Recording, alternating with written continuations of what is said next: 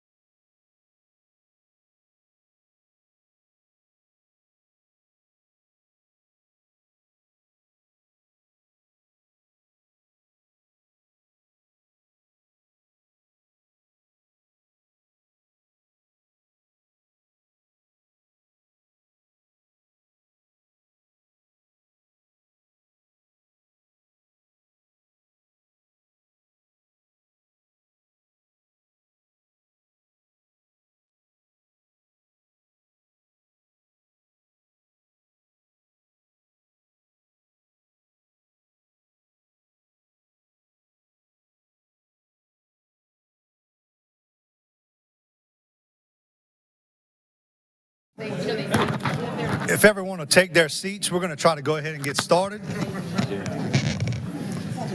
trying to work Senator Boudreaux, thank you for joining us. Good to see you. we had a study committee.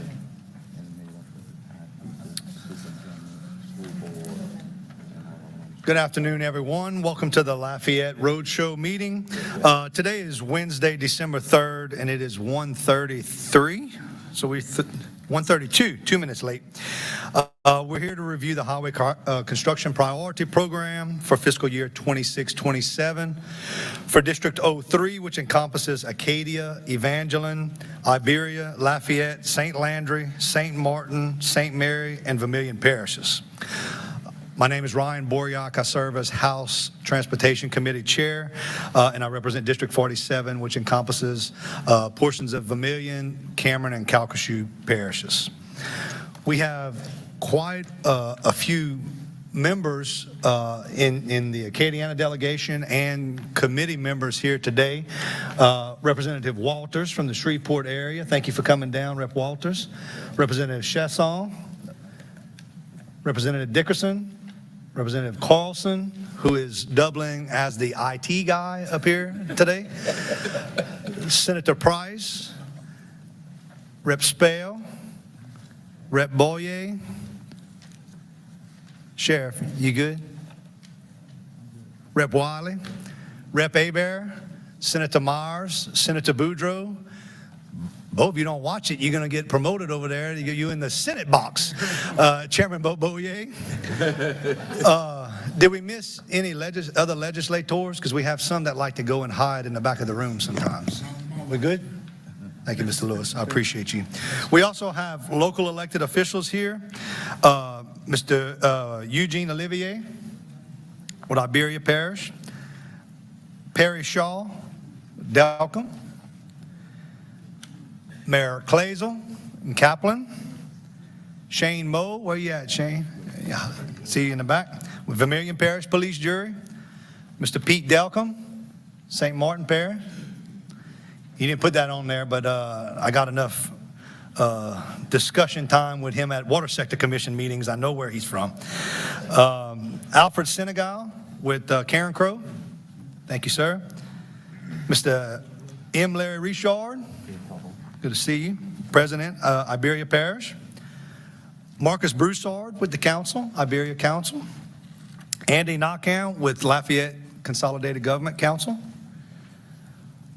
President Boulay, she's hiding, yep. I think I got your comment card, finally. Where's Mayor Clavier? I saw Charlotte somewhere. You didn't sign the sign-in sheet, ma'am. No. I mean, you didn't sign the elected official sheet, but I put your name on here for you. So thank you. I'll get some of your money for that. Did I miss anybody? Did I miss any local elected officials? Your name, sir? John Gilbo. Yes, sir. And you, Lafayette Parish. Thank you. Ron Davis. Mr. David, Ron Davis. Got it. Thank you. Iberia Parish. Thank you. No, sir. That was a previous meeting in this council. We are not talking about parade routes today. No. Maybe the potholes in the asphalt on the parade route, but not the route themselves. No, sir. We got to have a little decorum here. Hey, to each man their trade. I was waiting for it. Okay. Let me get this back on track here. Thank you, Rep. Spale. As mentioned earlier, we're here today to discuss the fiscal year 26-27 Highway Priority Program. This is our sixth public hearing this week. We have traveled the state and we have 3 remaining meetings. We are here to hear from the public. But we're going to start with Secretary Ledet, who will provide us a general update on transportation progress for the department, and then we'll get into some district-specific initiatives here in 03, and then hit on the Highway Priority Program proposed for next fiscal year. Please introduce yourself for the record.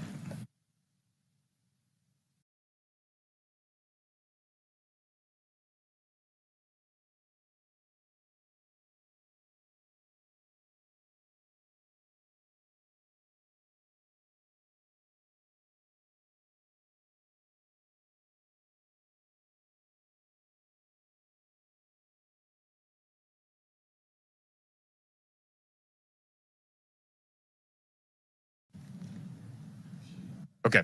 Can y'all hear me now? Sorry about that. Yes. So as I said, we would look. At first, it was a joke, Rev Carlson being the IT guy, but Now he's a- then he has to get up in the middle of the meeting to turn the mic on for the secretary. So just Thank you, that's why he's sitting Representative. right here. Sorry, Mr. Secretary. Go No, ahead. thank you. Well, appreciate it. Yeah, we'd love to give you an update on the transformation at DOTD. Thanks to your leadership and the leadership of the governor, we've got really a top-down transformation across the department. As you'll see today, obviously what's critical is project delivery. And so what we're doing across the board is making sure that what's in this booklet this year for FY 26-27 gets delivered. And then obviously we do that each and every single year. And so what we'll hopefully see through this presentation and beyond throughout this next year is that the transformation is leading to significant progress across our state. And I believe that, and I think you've heard over these last 5 meetings that that's what we are hopefully achieving. And so with that, I think, essentially, the key to this is our new Office of Project Delivery. And so I'd like to introduce Assistant Secretary of Project Delivery, Eric Dauphiné, and ask him to come up here and give an update on the details of this. Before he does, since he's in his home district of O3, I'd like to just say a few words.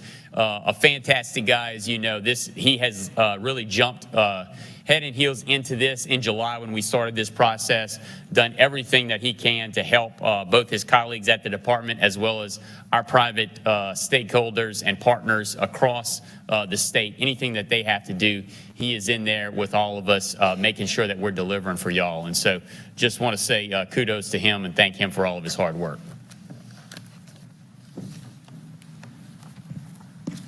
I don't know about all of that. Please introduce yourself for the record.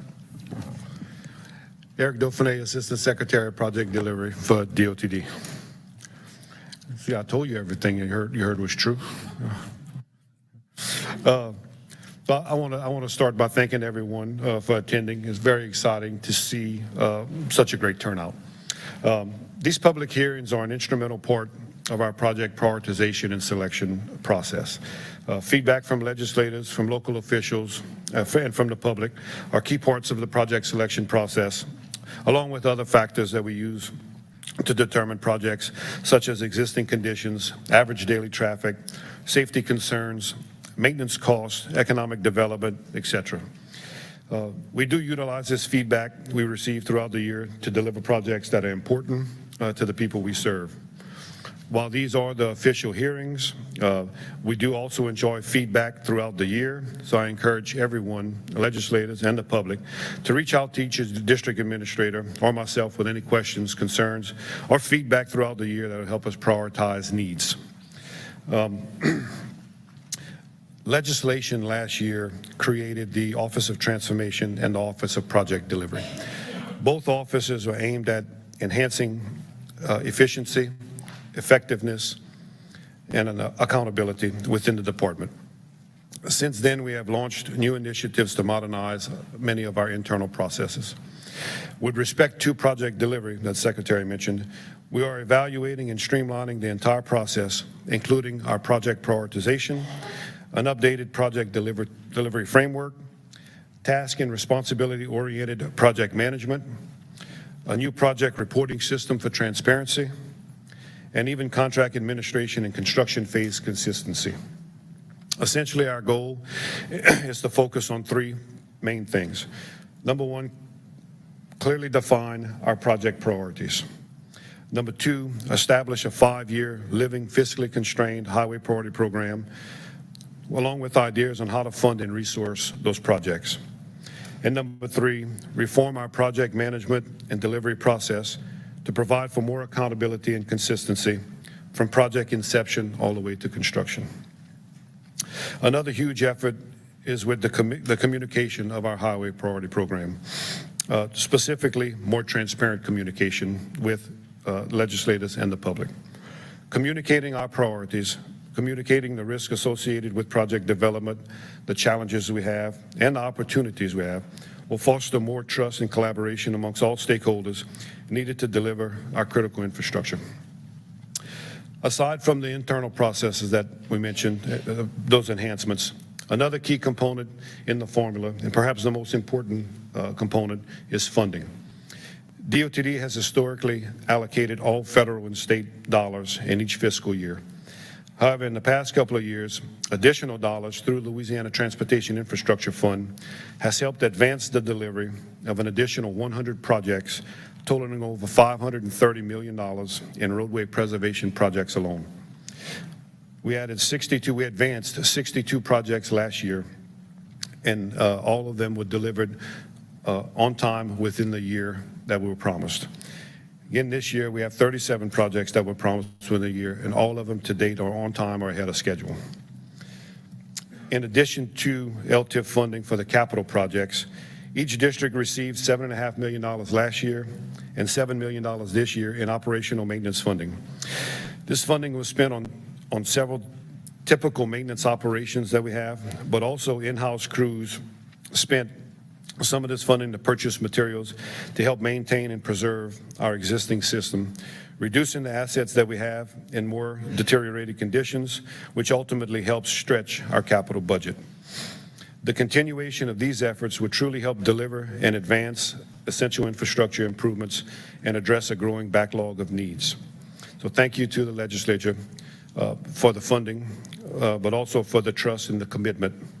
And I'd also like to say thank you to the districts, our district administrator, Mr. Brent Domingue, along with our design team, our construction team, and our maintenance teams for taking the challenge and delivering all of these additional projects. This combined effort between the legislature and the DOTD is making a difference statewide.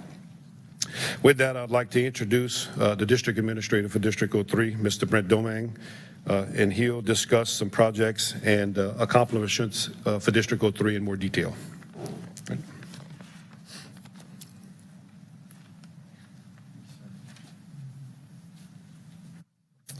My name is Brent Domingue, District Administrator in Lafayette. Good afternoon. I'd like to thank Mr. Chairman, committee members, local leaders for coming in today, being able to listen to our transportation accomplishments, our needs, our concerns for the future. Thank the mayor and LCG for hosting today. We've been excited and thankful over the past 2 fiscal years to have received and utilized all the additional funding that Eric just spoke about. It's gone a long way. I'll take a little bit of time later to talk about all the accomplishments, what we've done with the money, but I want to thank our staff at DOTD in the district and introduce them. So we have Leah Smith, our ADA of Engineering, Mark Arsenault, our Central Area Engineer, that's St. Martin, Lafayette, and Acadia parishes. Zach Ardoin, he's our Northern Area Engineer, that's Evangeline and St. Landry parishes, and they're over maintenance and construction. So those are the go-to people when you need information. Chris Chavez, he's our Southern Area Engineer, that's Vermilion, Iberia, St. Mary. Nick Frugier is our district traffic operations engineer. And then Kyle East, I saw him walk in earlier. He's our program delivery design engineer. And today we're honored to have an honorary district staff member, Mr. Eric Dauphiné. Some of these accomplishments might be his that I'm about to speak about. Mr. Domingue, there's no need for that. Let's just get to the projects. All right.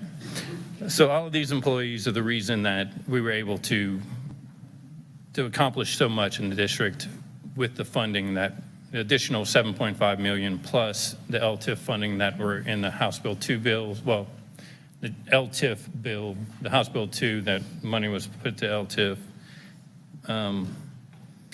So in fiscal year 25, our district maintenance forces were responsible for paving 38 miles of roadway. That's 52,000 tons of asphalt. We were able to repair almost 5 miles of shrinkage cracks that were caused from the recent droughts. Our maintenance overlays and overall general maintenance are the key to keeping up the ride quality of our roads and allows us to use more project funding on routes that are beyond the district's ability to repair. So it is making an impact on the money that we're given every year in our regular programs. It helps us a lot. So far in fiscal year '26, we've completed approximately 10 miles of asphalt paving and 4,300 linear feet of shrinkage crack repair. In '25, we also concentrated on the traffic signals in the district. We upgraded vehicle detection to 81 traffic signals throughout the district. We wanted to keep people moving on the highways. We also exceeded our striping and signing goals for the year. We recognized that failed cross drains closed roads. So the first round of LTIF in '25, we concentrated on rehabilitating cross drains. We used pipelining to rehabilitate metal pipes at 5 locations for a total of 526 linear feet. Those cross drains would have shut down roads. It causes failures. The only way to keep them open is rehabilitate them or replace them. It is cheaper to rehabilitate them using those maintenance LTIF funds than it is to do a full project. I mean, it's practically half the price. So I think it's a good use of funding. In fiscal year '26, we'll completely replace 3 locations of cross drains and we'll rehabilitate 4 metal pipes, about 812 linear feet. So we're talking big structures that would really close the road for and months at a time. It really goes a long way. We've been able to use LTIP funding to purchase material to repair bridge substructures and superstructures, repair approach slabs at the bridges, repair the piles on numerous bridges. That work will keep the routes open and maintain a higher weight limit than without the repairs. You know, maybe it'll keep it open for the farmers for cane season. We've been able to focus a little bit more on keeping Louisiana beautiful. We've been able to add mowing cycles and litter cycles to a lot of sections of roadway that we would normally not do. I think the public can see that. The complaints have dropped off. It was good use of the funds. On the project side, our district design office exceeded expectations in '25, delivering 34 projects in all the different programs with a total construction cost of $200 million. That was the most I've seen in a district. I think it blows everything else out the water.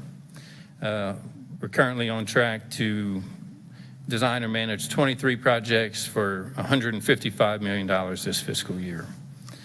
So all this work took a lot of coordination between sections in the district, sections at headquarters. We had to really work together and get everything.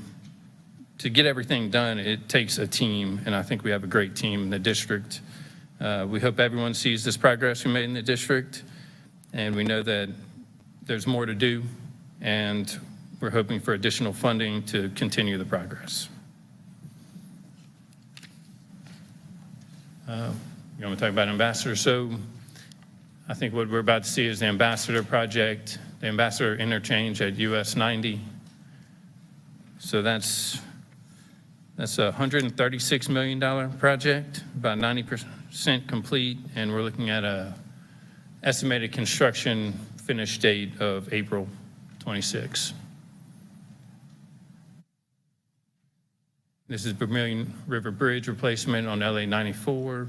It's a $6.9 million project, and I think we're currently looking at around fall of 26 for a completion date. That's all I had. I think the Secretary is going to get back up and talk about the draft highway priority program. Thank you, Mr. Domingue. Thank you, Brent. Yeah, quickly before we move on to the highway priority program, just want to mention, obviously, making a lot of progress on these large projects across the state. We just left Lake Charles talking about I-10 Calcasieu River Bridge. Here in Lafayette, obviously, I-49 South to Lafayette connector is on the top of everybody's mind.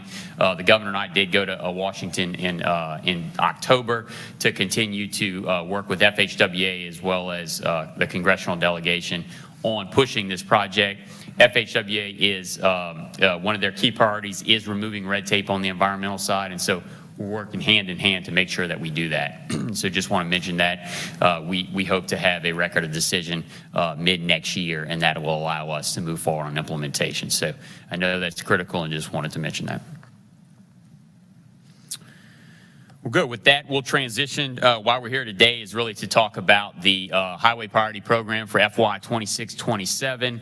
And so with that, again, touching on the transformation, one of the key initiatives that we have in this transformation is communication, communicating our program every day throughout the year transparently, and communicating clearly is really critical to what we're doing. So for that reason, you see our new draft HPP for FY 26-27 guidebook here to help us communicate that with improvements to our presentation across the board, all the handouts that you see. We're going to continuously improve this process, and just want to acknowledge that. We even stuck in a picture of your chairman there in this booklet, so we thank him for that photo. That's right, yeah. With that, as we go through this process, we will really give an overview of the Highway Priority Program, touch on the selection process, and then I know what everybody really wants to talk about is the investment for this fiscal year. And so with that, I'll just jump right in. With that overview, as you know, each and every year, the reason we're here is to talk about the prioritization, this prioritized plan for transportation improvements for this fiscal year. It outlines these road and bridge projects, which ultimately are going to be funded and scheduled for construction, and really ensures that taxpayer dollars are invested effectively in projects that deliver the greatest public benefits. So that's really a broad overview of why we're here today. With this, I always want to start on the goals and objectives of our transportation program. And so you see there on the screen, we have really 5 primary goals and objectives. And of course, we always start with preserving and operating the system. We have to do anything and everything to bring the state of our highway system and bridges into a good state of repair and optimize the usage and efficiency of these existing facilities. And so obviously, that's goals 1 and 2, but really the most critical is improving the safety of the system. So anything that we need to do to make sure that we're saving lives, really reducing crashes across the state for both non-motorized and motorized users of our facilities is paramount. Of course, expanding the system is critical. As you know, anything that we need to do to increase accessibility for people, goods, and services, really providing traffic congestion relief across our state to make sure that we really can foster diverse economic development in Louisiana. And then finally, this all feeds into improving the quality of life to foster multimodal commerce in the state of Louisiana. So for those reasons, you see these are our 5 primary goals and objectives, and then those feed into the different types of projects. So when we break these down into buckets, you'll see the preservation projects, which are the different types of projects you can see listed there. Its examples are overlays, patching, bridge maintenance, those types of efforts to preserve the system. We have the capacity side, again, providing additional lanes, roadway widening, new interchanges so that we can expand the system capacity and relieve congestion. You have the operations bucket and motorist services, where we're focused on improving the efficiency and reliability of our system. We've got traffic signal upgrades, lighting, drainage repairs, and other types of efforts. And then, of course, safety. Those types of projects, as you know, are intersection improvements, guardrail updates, pedestrian and bicycle accommodations, as well as installation of roundabouts to make our system safe. And then we have a miscellaneous bucket where we've got various types of projects, small repairs, road transfers, and other things you'll see when we get into that investment. And then finally, within this overview, we've got the 3 different stages of projects. Obviously, projects that are going to be let for construction. Kind of a lot of what these conversations are about in these meetings is projects that are ready for construction will be let within FY 26-27. We obviously have projects that are still in development that are going through environmental engineering design, as well as real estate. And so getting those teed up for future lettings in future fiscal years, future highway priority programs.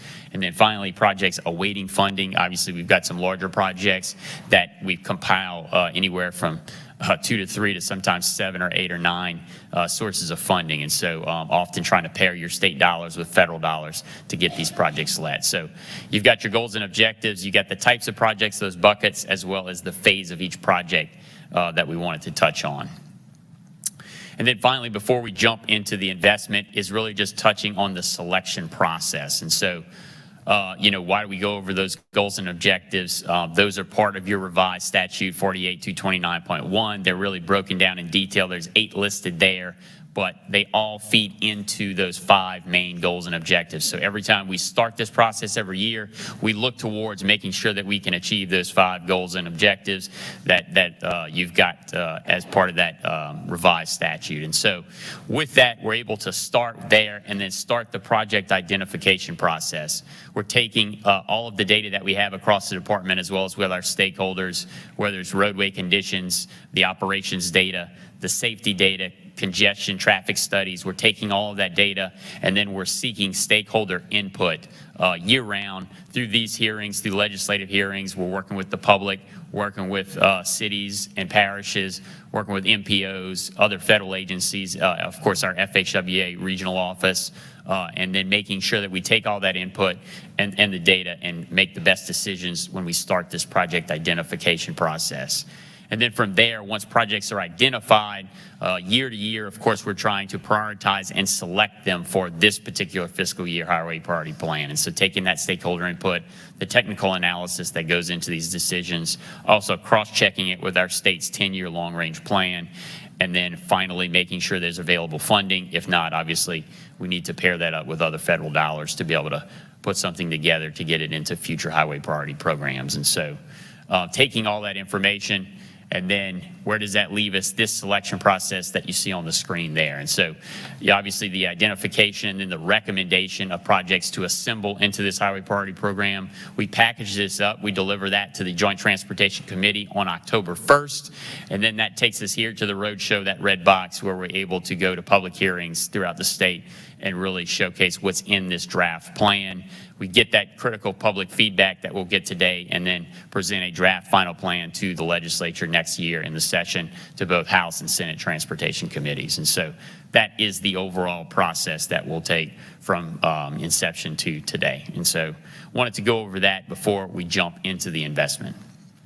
So if no questions on that, I'll jump right in, Mr. Chairman, in what is in this year's FY 26-27 plan. And so what you see here is a $1.2 total billion investment in transportation infrastructure across our state. And so as you see there, roughly 80% of that is dedicated for construction. So $913 million is allocated for construction. That's 302 projects that would be let for construction this fiscal year. And so you can see that breakdown, what those different types of projects are. Obviously, the largest of that is the preservation side. That is the green segment in that pie chart, roughly $553 million in preservation work. You've got $101 million in operations, another $74 million in safety, and then $185 million in miscellaneous. You got a number of different efforts there. And then, of course, within that $1.2 billion bucket, we're still getting projects teed up for next year's HPP. And so you've got $220 million in pre-construction. That's real estate, that's environmental planning, engineering, and design efforts, both in-house as well as contracted work. And then you've got $70 million there, some for contingency for construction, but a portion of that is for the engineering and inspection to make sure that these jobs are constructed appropriately. So that makes up the total investment, a major investment for this year. And of course, any LTIF monies, any non-recurring cash that you provide the department is on top of this. And so last year, we were working towards potentially up to $1.5 billion of investment because we had that LTIF investment. So you've got a significant investment since 2024 in transportation work across the state. And so what I'd like to do before we finish up is really just touch on each one of these categories and just showcase what's in there. And so on this preservation side, as you can imagine, it includes both non-interstate as well as interstate pavement preservation. You've got different programs in that non-interstate bucket, both non-federal aid, the National Highway System, as well as our surface transportation program in our state. You've got the roadway preventative maintenance program there that's funded. And then we have all of the bridge work across our state.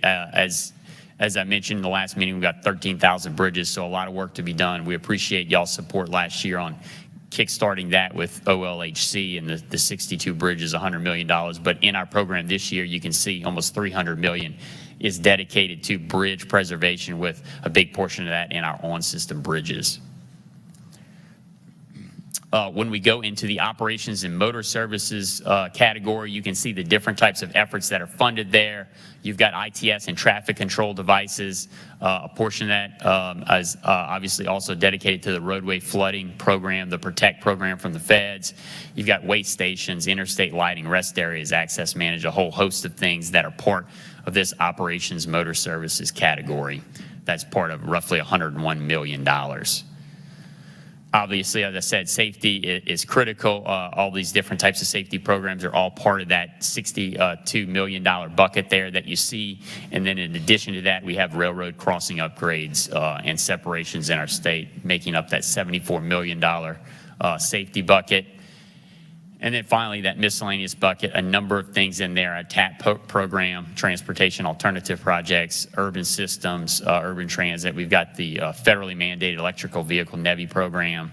We do have intermodal connectors, road transfers, and other things that are part of this $185 million.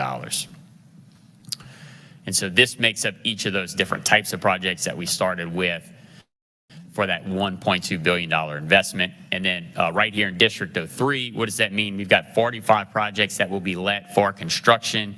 You can see in the booklets that you may have gotten when you walked in, all those different projects are listed here, obviously with the other ones that are still in development and waiting for funding.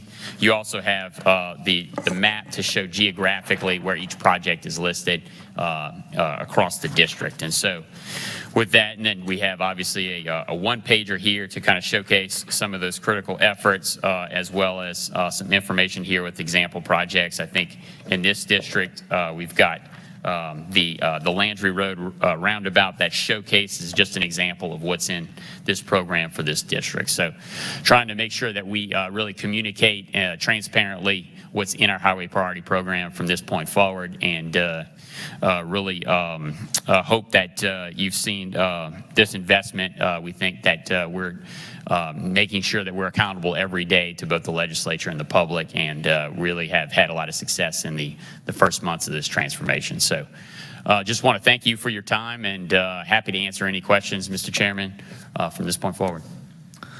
Thank you, Mr. Secretary. Members, if it's okay, what we'll do is allow the public to provide comment, and then if there are project-specific questions for either the Secretary or the 03 staff or headquarters executive staff, we'll bring them up individually and just move through it that way, if that's okay. Thank you. Thank you, Mr. Secretary. We'll start with our host, Mayor President Monique Boulay.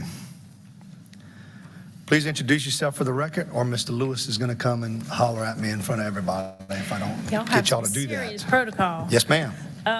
Monique Boulay, Mayor President Lafayette, Mayor of the City of Lafayette, President of the Parish of Lafayette. First, I want to start by thanking DOTD and Secretary Ledet. There is definitely a positive feeling of momentum, if not enthusiasm. They have a very heavy lift with all of the roads in the state. And so I want to thank him and his entire team. We've met with them several times, really trying to establish relationships as well as understand the priorities coming out of Acadiana, and I think they do. And I want to thank you guys. Always welcome in Lafayette. We definitely want to be the most hospitable and welcoming, and always want you to come back here. So thank you for being here.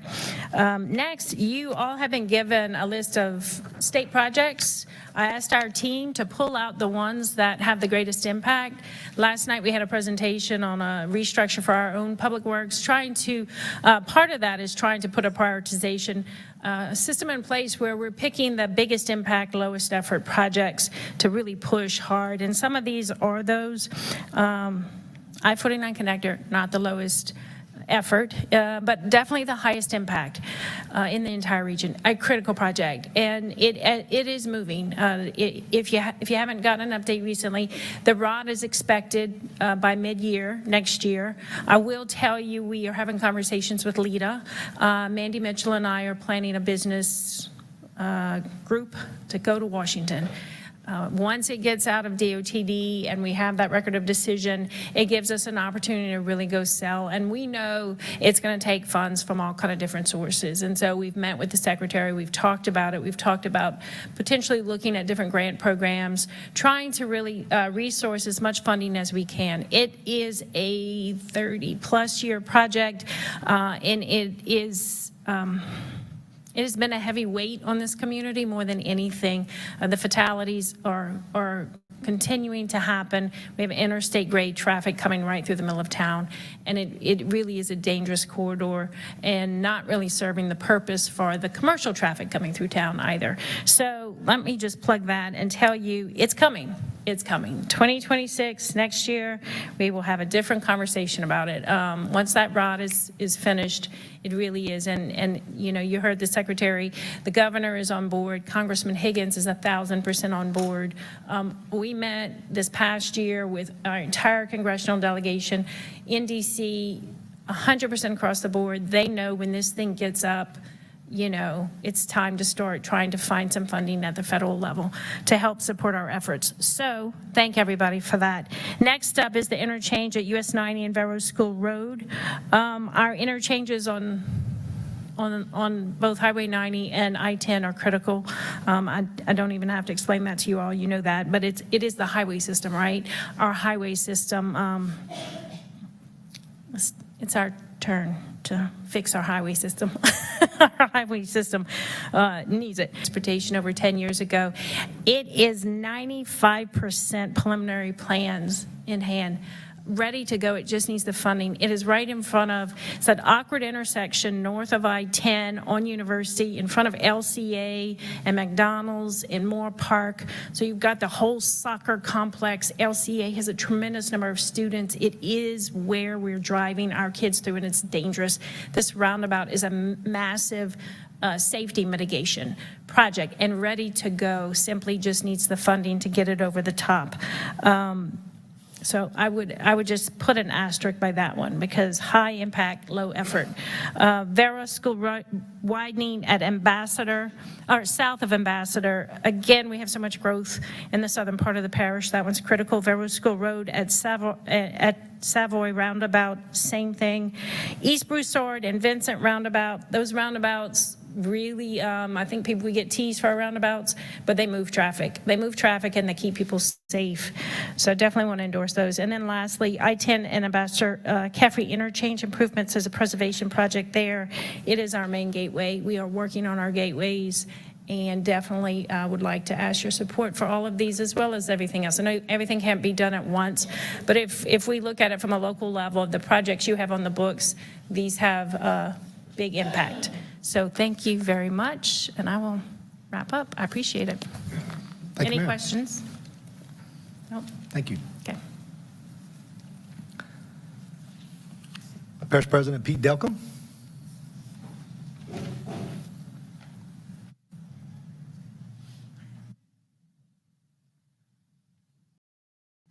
Thank you all for your time. I want to first thank Mr. Eric, Mr. Mark Arsenault. I want to say something about the DOTD in my area. I pick up a phone. These guys are on my phone. They pick up, hey, Pete, what do you need? I'm very impressed and just with the communication that I have with these guys and women that work within these departments. Very, very crucial in getting things done. My hat's off to y'all in the continuation of what y'all do. Thank you very much. Please introduce yourself for the record. Pete Delcom, St. Martin Parish President. Thank you, sir. I want to bring something up to you. It's not only St. Martin Parish. It involves all of South Louisiana. Highway 90, which is a major thoroughfare in South Louisiana. Of course, going from New Orleans all the way up through Lafayette, I-49, and so forth. The problem is, and which I am experiencing in St. Martin Parish, is that with the large inundations of water that we have been getting over the past years, there is places in Highway 90 that become inundated and are impassable. Now, as Highway 90 is the major evac thoroughfare of South Louisiana, when these areas are inundated with no passage, there is no way to get out in an emergency situation. I'm talking about hurricanes, of which we're all aware of and have experienced. Not if we get an inundation of rain before a hurricane, but when we get the next inundation of rain that is going to impede Highway 90, the Highway 90 corridor will be inaccessible, and that thoroughfare will be unable to be passed. And there's going to be some major complications, and I don't have to go into detail. You know, I've spoken to Mr. Boyer and Representative Boyer and basic senators and the governor's office, and these individuals are doing what they can. And of course, being that it's such a broad expanse of what I'm talking about, well, who's it for? Is it Lafayette? I've been with Ms. Monique and LCG trying to come up with some solutions to this. We have engineers looking at it, doing the hydraulics on it. We're moving at a very slow pace. But my problem is that the finger is going in all directions. You know, I really think that as a panel of legislators, as DOTD, Highway 90, that we need to come together and look at this thing in communication, with everyone working together to take care of this issue. I think from the layman's part of it, and with engineering backing on some of my thoughts, we need to open up the canals and the thoroughfares of laterals that feed into St. Martin Parish. Geographically, everything is coming into St. Martin Parish and then going north into the Cypress Island swamp as the detention pond, so to speak, natural detention pond. We need to open up that first. You know, a large expanse of money. It is traversing different parishes, but it is taking care of a major or potentially major problem in South Louisiana. You know, so I come to you today and ask if we can, with communion, start talking about this thing and see if we can come up with a solution to the problems that are impeding the possible evacuation of South Louisiana in an emergency situation. Thank you, sir. Any questions? Chairman Boyer.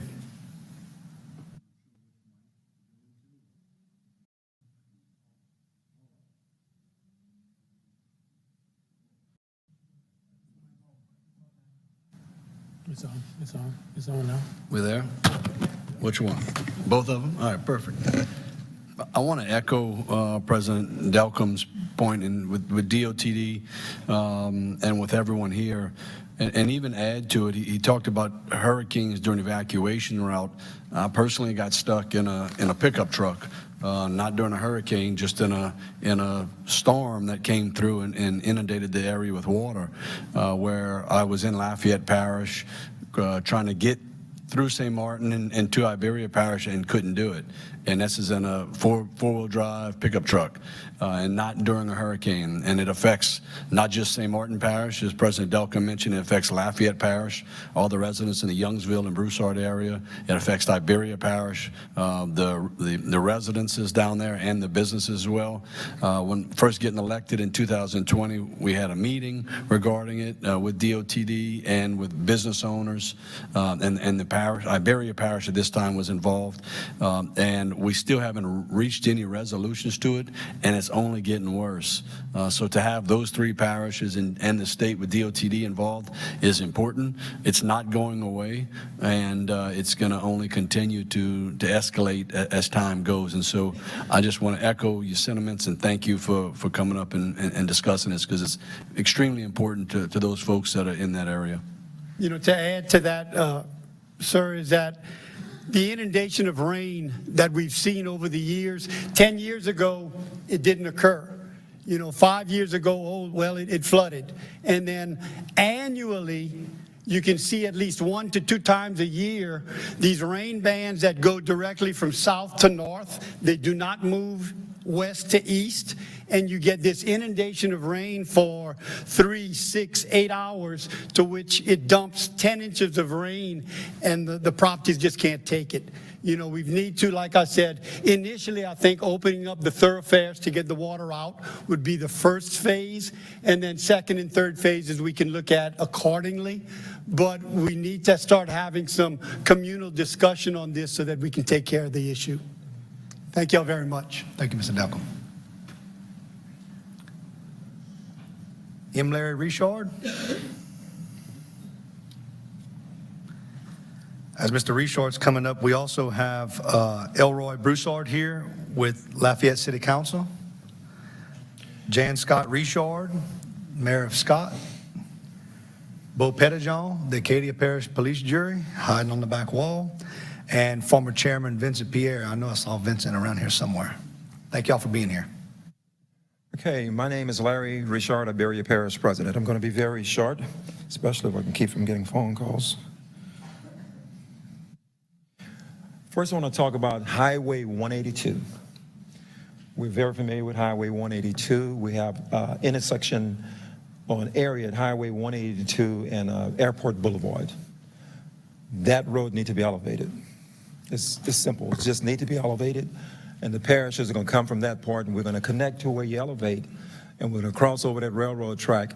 Right now, and it's an outlet and an inlet for the activity that's taking place at the airport. We have a major business that built there, and we have other businesses coming there. We have over 1,000 trucks, over 100 trucks a day coming into that airport. And that's a major area. And Bo, I'm looking at you because you're familiar with it. We got to get this thing done, and we're going to have to get it done using cash money from DOTD.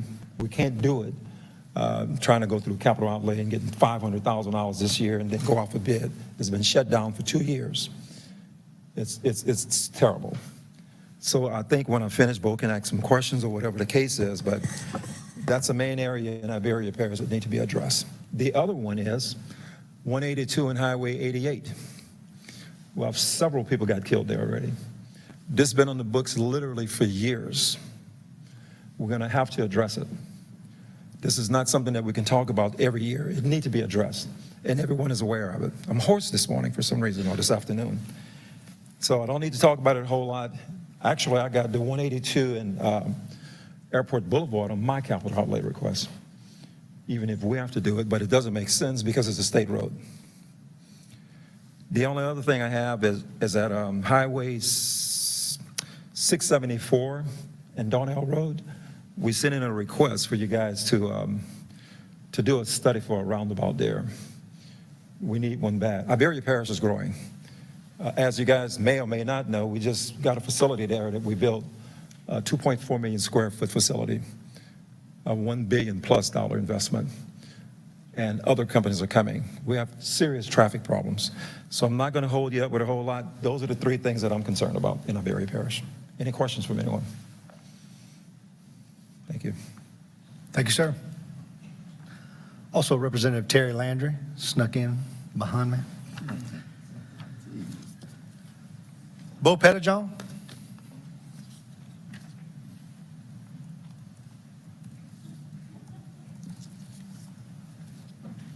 Thank y'all. My name is Bo Pettijohn, Acadia Parish Police Jury President.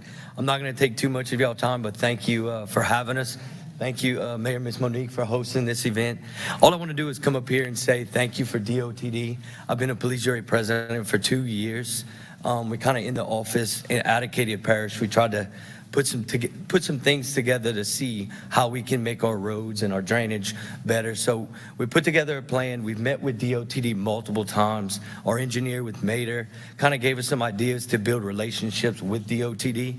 And just from the past 6 months, we put an emergency request for 1096, and DOTD responded quickly, probably within 3 weeks. We did some engineer work, and we're working on planning it and getting it done. And you see these roads, this State Highway 1096, Nobody really ever sees these roads in our rural area.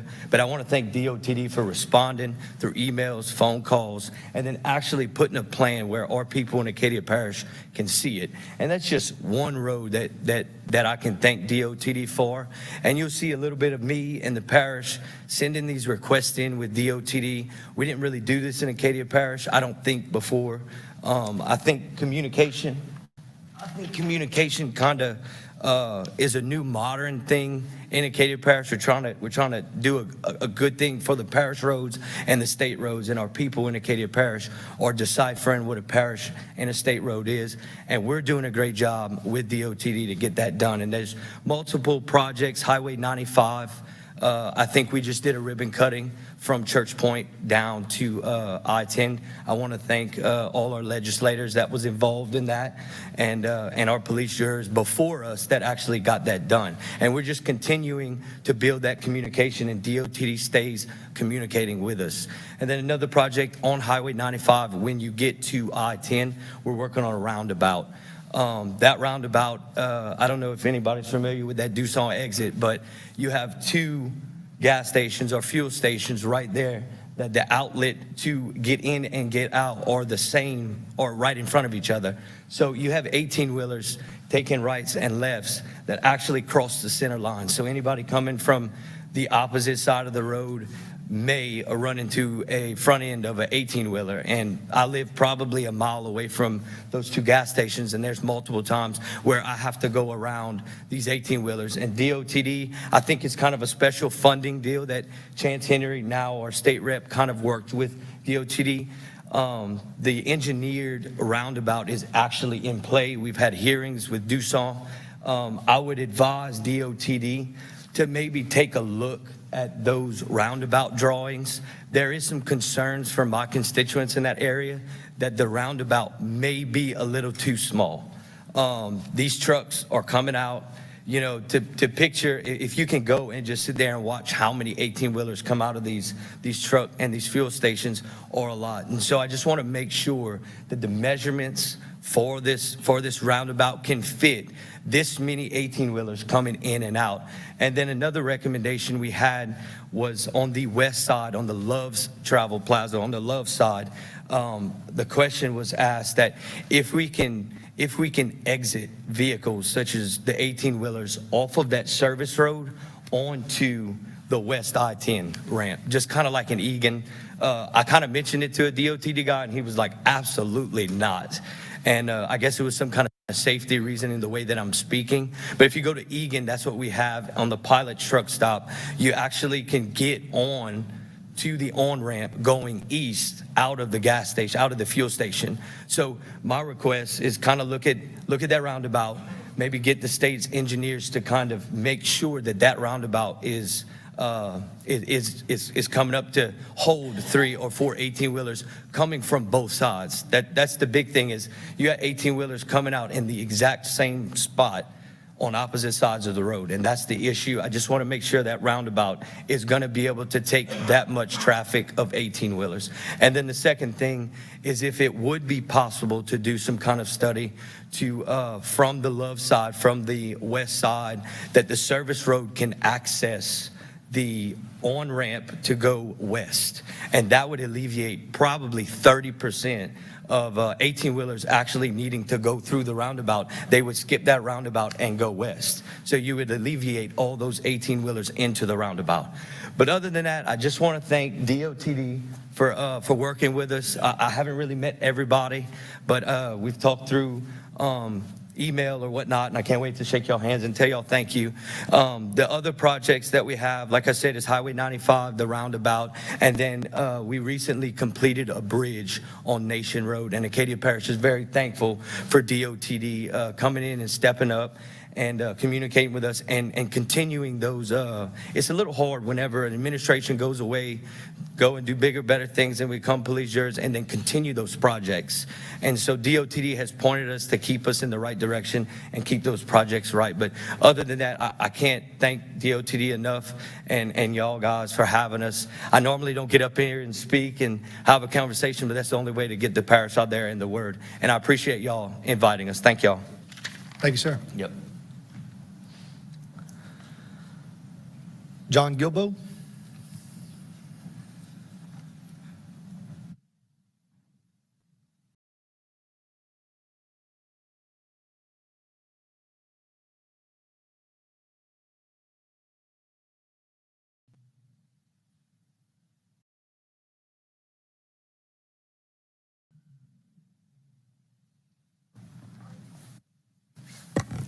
Good afternoon, and thanks for this opportunity. I'm John Gilbo. I'm with the Lafayette Parish Council, District 4. Addressing growth demands, and this is primarily in my district, is where I'm talking about, but it has a tremendous impact. Growth demands, travel safety, the flow of the traffic, reducing crash points, being proactive versus reactive in our actions, draws my concern to three major roadways of concern that I offer to you today. Three. One is Highway 733, which is the E. Broussard Road, from Johnson Street to Highway 92, which is the West Milton Road, to include an aging bridge over the Vermilion River. A bridge that it seems like it's under constant closure for repairs. The second one is Highway 92, which is the Milton Road to Vero School Road, with another aging bridge right there in the community of Milton.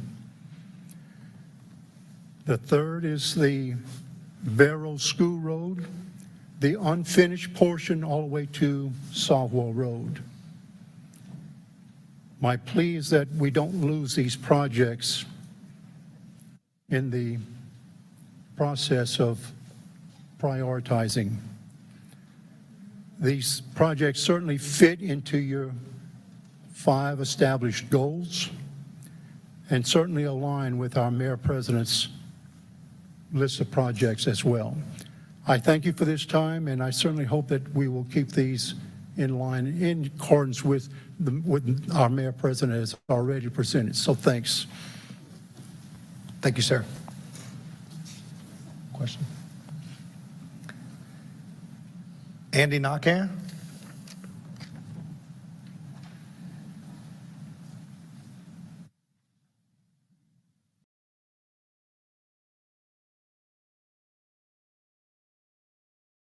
My name is Andy Nakhan, Lafayette City Council. First, I want to say thank y'all for being here today and hearing our concerns. And it was brought to my attention, and I'd like to reiterate the I-49 connector. It's been brought up a number of times already. My understanding is money available through the FAA for the Pinhook to Vero School Road improvements. And I'd like to see if we could follow up on that and put that as a priority. Since there's federal money there, I understand already.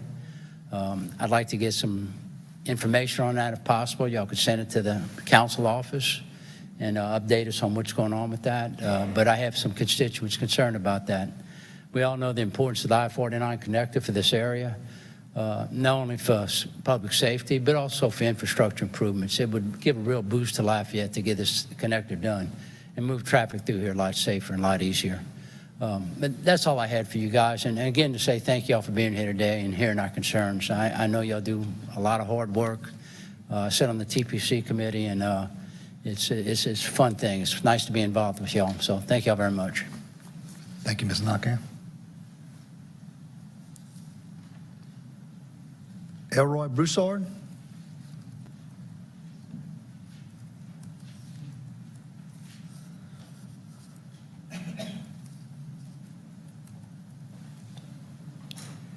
Good afternoon. Thank you all for giving us the opportunity to share our interests.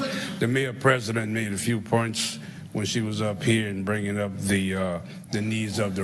Introduce yourself for the record, my sir. name is Elroy Broussard, Lafayette City Council District 1 representative. And as I continued, the mayor made points about the Renault roundabout. As our neighboring city to the north grew, the roundabout has played an important part in the incoming traffic to Lafayette. I live near the I-10 area. And if you sit there at times and watch the traffic at a snail's pace around the 5, 6 o'clock interchange, the problem we have at the intersection of I-10 and Ambassador, when you're either going east or west.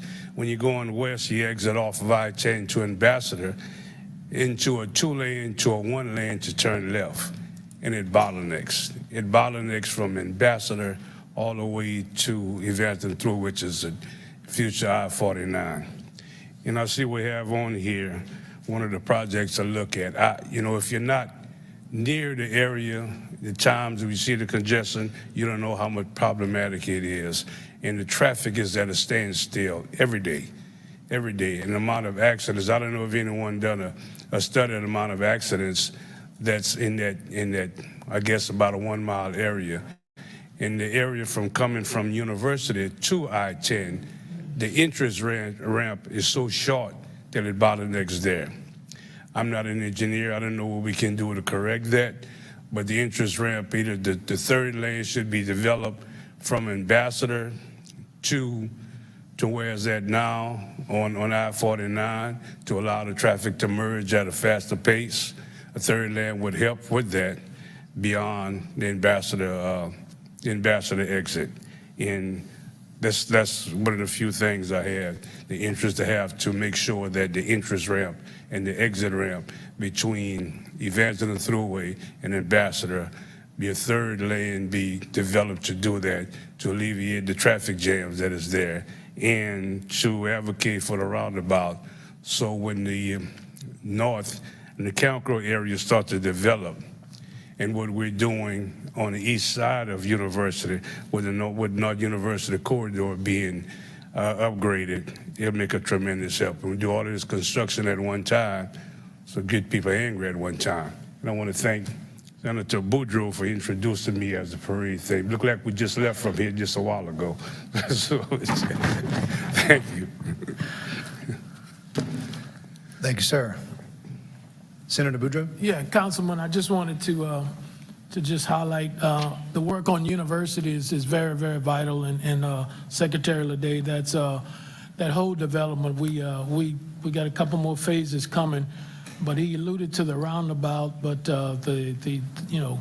we have so many gateways to the community. Everybody wants each one of their roads to be the gateway, and Lafayette's fortunate to have University, of course, the Evangeline Thruway, which is 90, and also Ambassador as all gateways into it. But we also have the Truman School. That's going to be a community center that's going to feed off of University. So we'll need some more engagement from you and the team to make sure that people can get to that facility and all the other new developments that'll be coming up along that entire University corridor. So thank you, Mr. Parade Marshal, and we look forward to even more work with the Secretary and his team. Of course, he took the District 3 guy with him to Baton Rouge, but he knows where University is. He knows that. Eric knows. That's good. Thank you. But if it would be good if we can come together and look at all the ills at one time, so we can cure it all at one time. But we keep adding layers in here and there to make construction worse and make it even problematic. Yeah, I think President Delcom hit it on the head. We need a lot of communion.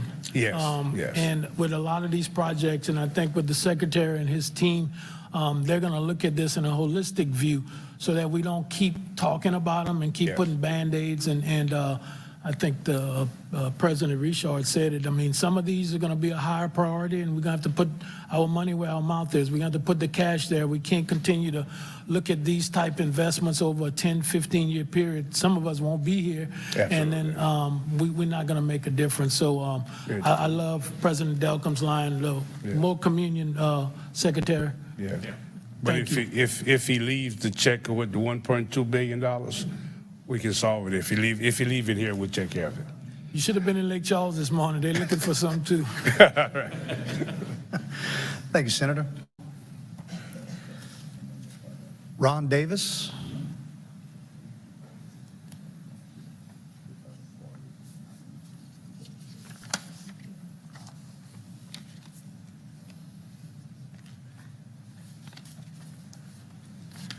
Good evening, everyone.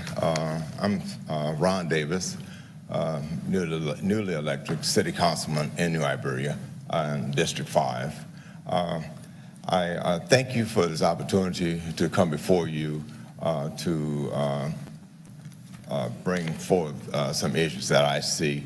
It's a project on Highway 675, and I was looking through the book here. I didn't see it listed for whatever reason it may be. 675 was a major thoroughway that comes through Historic District, Hopkins Street Economic Development District.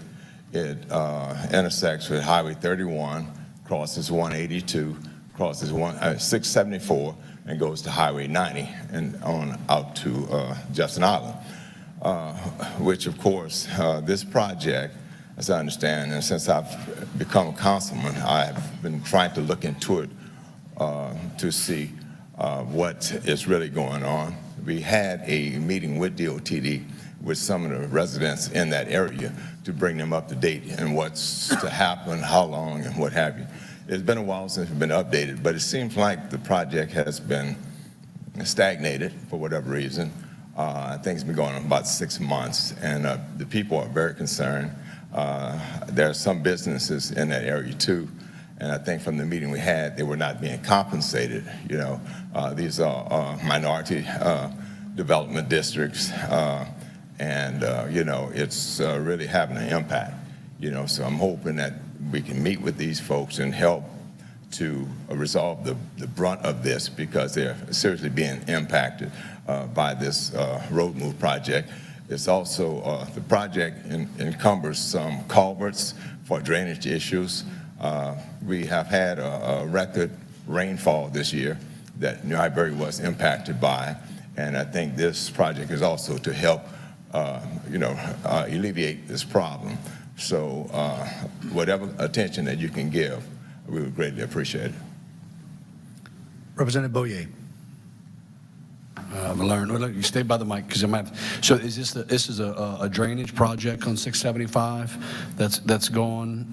Is that what's going on right now at the beginning of 675 by 182 with all that construction? Is that the project you're referring to? Yes, it is, but it started at Bayou Teche. Highway 31 crosses 182, and it goes down Hopkins Street, which is 675, for maybe a half mile or better. But it's also some big culverts, I think, that's supposed to be on both sides of the road to help alleviate the drainage problem that they have in the area. I thought that's what you were talking about. I just wanted to make sure we were talking about the same project, because Representative Bryant and I were also working on like a sidewalk project on the other side, but someone from DOTD might be able to give us an update on that. But thank you for coming today and for bringing that up. You want to give us an update? Yeah, Brent Domingue, DOTD.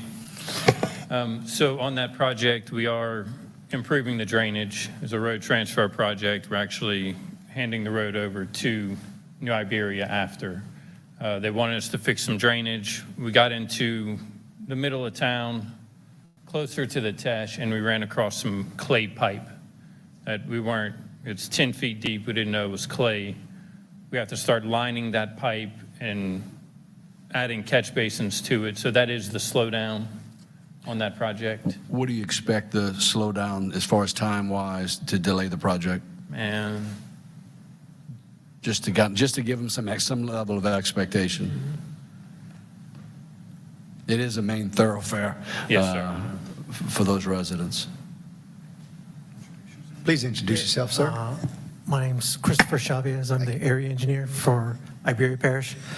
So as Brent was saying, we ran into some clay pipe that has to be slip formed, if you will, to give more structure to the pipe, which slowed down the project. So we're looking at adding, in addition to that, we had to bore underneath the railroad, which anybody that's dealt with the railroad, it can be a timely event. So that had to be established as well.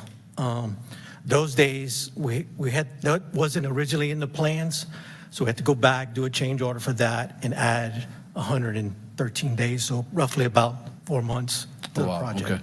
If you don't mind, if you could get me updates as we go, so I can get with Councilman Davis and just to kind of keep him in the loop on the project. And I've talked with Mr. Davis before. Okay. I'll reach out to him again. Thank you. showing fall of 2026 for completion. Thank you. Thank you, gentlemen. Andre Bro. As you're coming up, Mr. Bro, you get the Chairman's Award for Best Penmanship of the entire roadshow. I appreciate that. And I think I'm the only one here wearing velvet. So, Chairman Boyack and members, I'm Andre Bro with One Acadiana. We're the regional economic development organization for the 9-parish Acadiana region, and we also serve as the Chamber of Commerce for Lafayette. Also serve as a trustee of the Lafayette Public Trust Financing Authority, and I wanted to get in a shout out for the LPTFA. I'm here today on behalf of One Acadiana, adding our voice to the choir in support of I-49 South, and in particular, the I-49 Lafayette Connector. This project is of critical importance for economic development, traffic congestion relief, hurricane evacuation, and safety. With the cost of infrastructure construction only continuing to rise, time is of the essence. We want to echo Senate Concurrent Resolution 41 from 2024, which was co-authored by the Acadiana delegation. And it urges DOTD to expedite the final development stages and completion of the I-49 Lafayette Connector. As Senator Boudreaux has stated, the status quo of the Evangeline Thruway is unacceptable. So we stand together with our state and local partners, not only in support of the Lafayette Connector project, but also in support of local revitalization opportunities along the Evangeline Thruway corridor, which are equally important. We also want to support the I-49 interchange project at US 90 and Verrat School Road, which is progressing through real estate acquisition. This is an important piece of the puzzle for the broader I-49 South corridor. And also want to echo Senator Boudreaux's remarks and Councilman Broussard's remarks about the University Avenue revitalization project. That's also an important gateway into Lafayette. So the future phases that are coming to that project are critically important for our community as well. Thank you for your leadership to improve transportation infrastructure in Louisiana and for taking the time to be here with us today. Thank you, sir. Anyone else from the audience? Members? Representative Chasson. Mr. Secretary, we may tag team it between you, Mr. Dauphiné, Mr. Domain, and O3 staff, depending on where the questions are.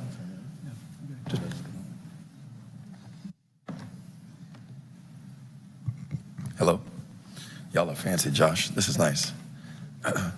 Quick question for you. So when it comes to the I-49 corridor, what about the adjudicated properties along that route that the state owns? What's the process for that so I can inform my constituents? The process, you mean the ones that have already been purchased? The ones that have already been purchased. So those are just will be demolished, that property will then be absorbed, or is that now, like if any plans change, just walk me through it if you can.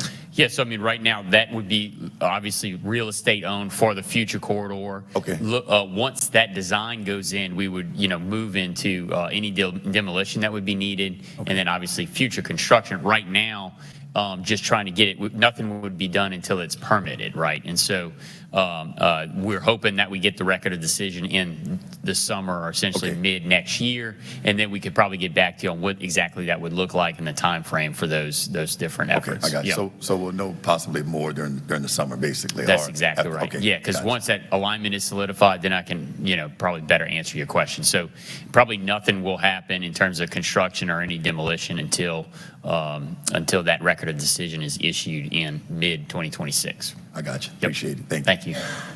Thank you, Rep. Chasson. Representative Carlson. Thank you, Mr. Chair. Mr. Secretary, is DOT still looking to acquire properties for the I-49 connector when there is opportunity, either a house that is on the market listed for sale, or, I think right here on the Thruway, there's a house that burned down 6-9 months ago that I mean, it's just contributing to blight and is nothing, which is a perfect opportunity for DOTD to come and scoop it up. Obviously, for a fraction of what it would have cost to go and acquire a habitable property. Are you guys still looking for opportunities to acquire properties to keep this project moving forward? Yes, so I mean, as soon as that record of decision is issued, one of the first things we'll do is corridor preservation for the remainder of the corridor. And so we will be talking exactly about doing that. So the summer of next year, we'd be moving forward. But you're not working on acquiring any property until you have that record of decision? Yeah. Not, wasn't DOTD working, I mean, I think a couple of years ago to acquire and has already acquired property? Have we hit pause on that? And if so, why? And I can get back to you. I know we did preserve portions of that corridor with the original record of decision. So this was issued. Now it's being modified. And so I can get back to you on what land rights work is being done right now. I know there's right-of-way maps and other things in terms of the actual acquisition. I'm not aware of it, but I'll find out the details and get back to you on That'd be great. Thank you. Thank you, Rep. Clausen. Representative Boyer. Thank you. Couple of things. On Highway 86 in Iberia Parish, we just finished a big project within the last couple of years. We've got another one I think that's going to be let this year. What is the process with getting into the program or the timeline? Highway 86 is long, and we're doing, I think, about 2.5 miles of it right now. At what point do we need to add the rest of Highway 86 from Darnell Road to 182 in New Iberia to the project? I don't see it on the list, and so I'm at, like, how many years out do we need to get that on the list? Eric, you want to? Yeah, Eric Dauphiné, Assistant Secretary of Project Delivery. So on different sections, it's the same thing what we're doing here, right? We're taking in input, and our guys, our area engineers and district administrators go through and ride all routes each year and select segments to put in for our preservation program.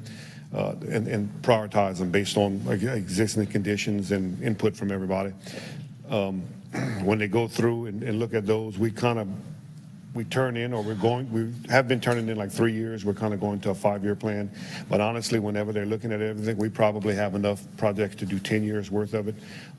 So specific section that you're talking about, we can get with Brent and Chris and area engineers there and see if it is on that list, that we're at. And if not, so it may not be in your program, but it may be on your radars. It may be on what we call our working list, right? We have a longer working list.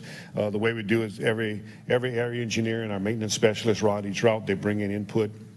And Mr. Chavez and I have talked. Chris and I have talked a couple of times, and I know it's a major thing that we want to continue to complete. I just didn't see it, the remainder of it, on future years' list, so that's why I wanted to ask. Okay, yeah, and we can get with them and talk to them specifically if it's further down on our working list, and if not, have the conversations and talk about the priority of it compared with other sections. Okay, same thing with Highway 87 too, which parallels that from Lewis Street going out to Darnell Road. I guess it's probably a mile or two north of that. And I guess lastly, President Richard brought up the airport access road and Highway 88. It's still a sore point with the residents and the businesses in Iberia Parish. Agreco, which is an existing major employer for Louisiana, not just for Acadiana. We used to use that route with the airport access road. Highway 88 now is becoming that, I guess, kind of almost a choke point for access, and there's accidents and trucks getting stopped. So any kind of effort y'all can do to prioritize those two intersections to get something moving would be very much appreciated. Yeah, absolutely. So just there are capital outlay requests that we'll put in. In fact, in that corridor, I think President Richard had one in for 182 at Airport Road, but we also collectively put in capital outlay requests for LA 182 at 88 and LA 182 at 92-1. Okay. Right there. So thank you. And look, it's nice looking at this. I don't know if the audience has seen it, but when you're looking at specific, I got handed one for my district, and the blue writing represents items that have been let in my area. And if I had one for all of Acadiana, you'd see this. There's more blue than any other color, and so that shows what you all are working on. And so I just want to commend you and your staff for the efforts that y'all are doing. So thank you. Thank you. Appreciate it. Representative Chesson. So really quickly, let me try to piggyback off of Josh, because we're trying to get some not necessarily clarification. We're just trying to get the answers to some folks that live where we're at. So what is that actual process for those properties? Is it like an eminent domain? Is it a bid? Is it we're purchasing the properties? What is it? I'm just curious. Yeah, we would either have, you talking about for the real estate acquisition? Yeah, for the real estate acquisition. I mean, it would either be a voluntary acquisition or it would be the quick take process. So, and we can get you all of those details if you'd like to get to those residents. Yep. Yeah, please. Yes.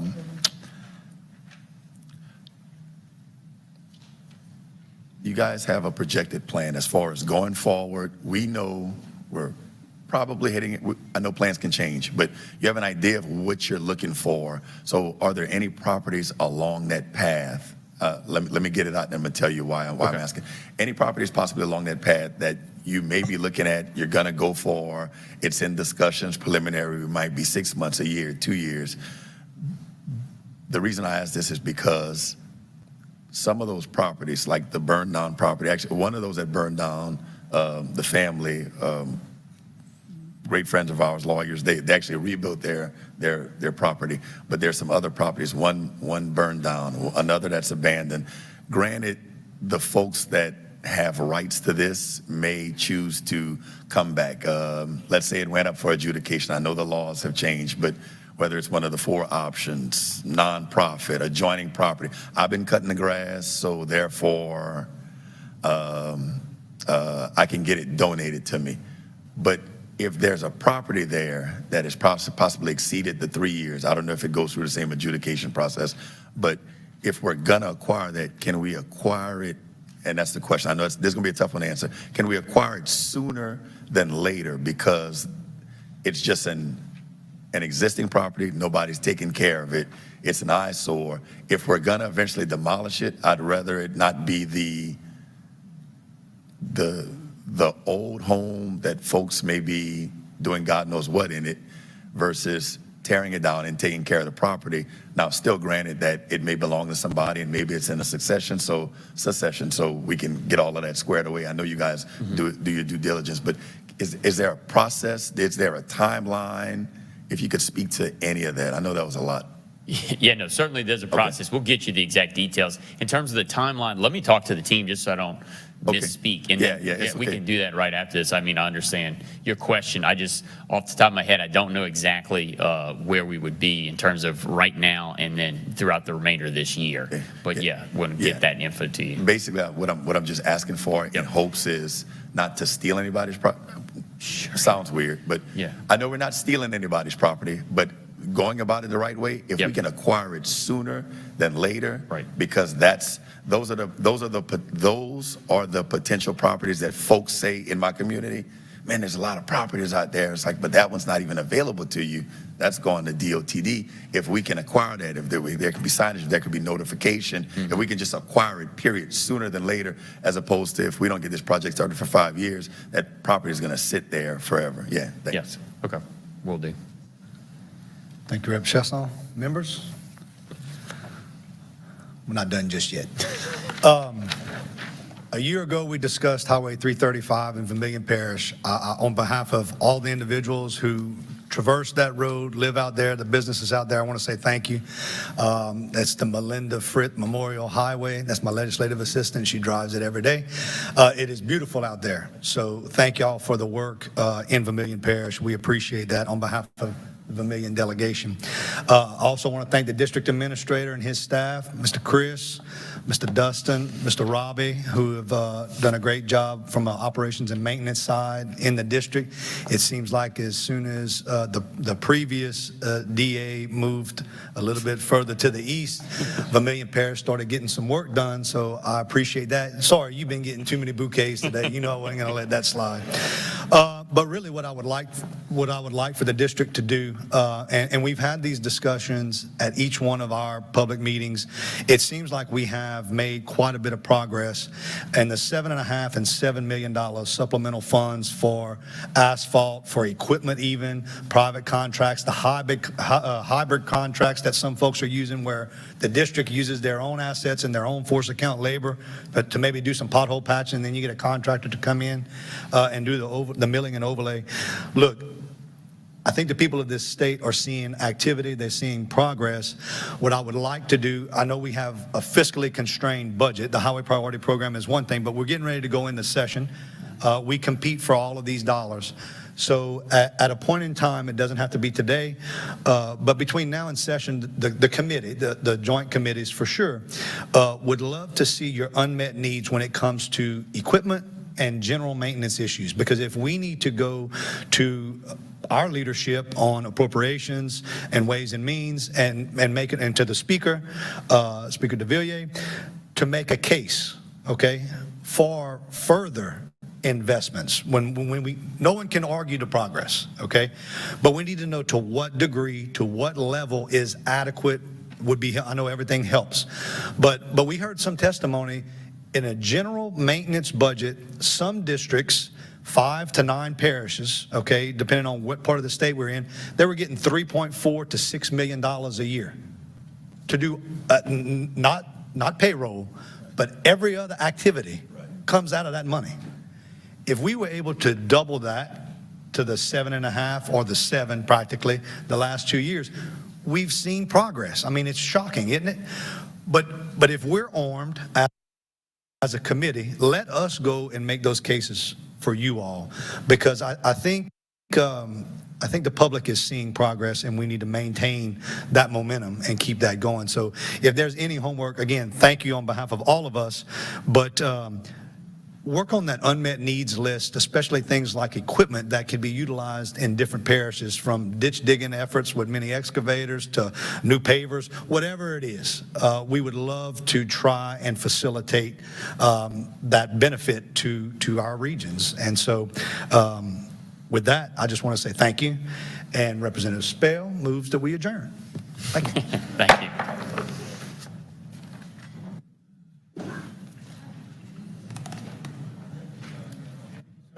We'll be in touch. Appreciate it.